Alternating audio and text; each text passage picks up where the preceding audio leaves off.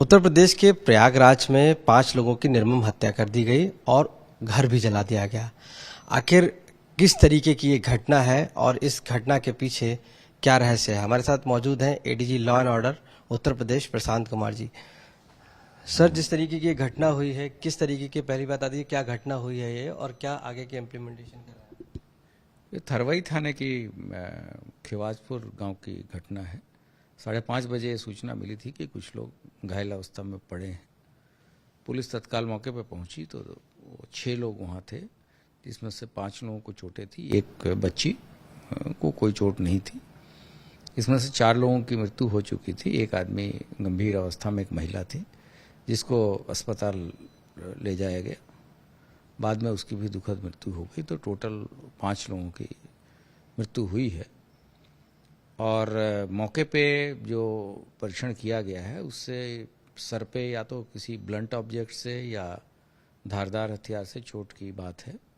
Postmortem एक panel के द्वारा और वीडियोग्राफी करा के महिला डॉक्टर के साथ कराया जाएगा, ताकि सभी तरह के एविडेंस हम लोग एकत्रित कर लें और उसके बाद से फिर जैसे तथ्य उभर के आएंगे।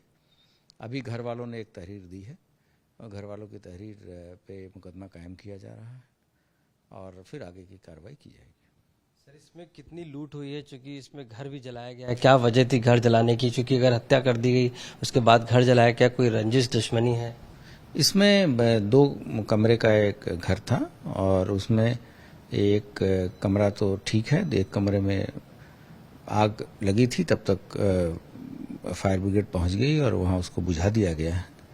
और जो घर के व्यक्ति हैं जिसके द्वारा एफआईआर दर्ज कराई जा रही है, उसके द्वारा ही ये क्लियर किया जाएगा कि घर में क्या चीज़ थी और क्या चीज़ गायब है या नहीं है। तो जब चीज़ें स्पष्ट होंगी तभी इस संबंध में कुछ कहना उचित होगा। फिलहाल पुलिस सभी तरह के ऑप्शंस ओपन करके चल रही है। जैसे जैसे एविडेंसेस आएंगे उस हिसाब से ही विवेचना आगे बढ़ेगी। इसमें एसटीएफ को भी लगाया गया है। ये गंभीर घटना है, सभी वरिष्ठ अधिकारियों ने मौका का मुआयना किया है और उसके आधार पर ही कार्रवाई हो रही है। सर, इससे पहले भी एक घटना हुई थी, वो अलग घटना थी। क्या इसका उस घटना से कोई कनेक्शन ऐसा लगा है? क्योंकि उसमें भी एक मास लेवल पे मर्डर हुआ था, जिसके बाद सुसाइड अटेम्प्ट निकला। नहीं, अभी जो इसके ठीक पहले एक घटना हुई थी उसमें तो एक आत्महत्या, किसी की घर वालों को मारने के बाद से आत्महत्या की बात प्रकाश में आई थी और उसमें भी जो एफआईआर हुई थी उस पर कार्रवाई है। लेकिन प्रयागराज में पहले भी इस तरह की घटनाएं हुई हैं जिसमें 2 या 2 से अधिक लोग मारे गए हैं। तो उस हिसाब से भी जो क्रिमिनल डेटाबेस है उस पर हम लोग काम कर रहे हैं कि ये किसी गिरोह का तो हाथ नहीं है और रंजिश वाली बात भी है। जैसा मैंने बताया कि इसमें सभी ऑप्शंस खुले हैं, जैसे एविडेंस मिलेंगे उसी आधार पर कार्रवाई होगी। एक आखिरी सवाल है, क्या इसमें पुलिस का कोई कोताही आपको लग रहा है कि जो पेट्रोलिंग होती है वो प्रॉपर नहीं है, उस तरीके से जो वहाँ पर पहुँचना चाहिए एट द पॉइंट, वो सारी चीज़ें क्या आपको लगता है कुछ? नहीं, घटना के तो तुरंत बाद ही 112 की गाड़ी भी हमारी पहुंच गई थी।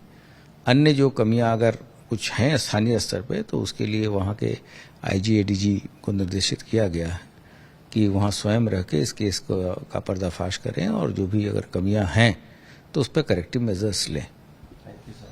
तो एडीजी लॉ एंड ऑर्डर प्रशांत कुमार जी, साफ तौर से मानना है कि इस पूरी घटना को पूरी तरीके से संज्ञान लेने के बाद वहां के अधिकारियों को लगाया गया है और इसमें एसटीएफ भी लगाई गई है। खास बात है कि इस घटना पे सारे साक्ष्य और सबूत ढूंढे जा रहे हैं और जल्द ही इसका खुलासा करने की बात भी कही जा रही है।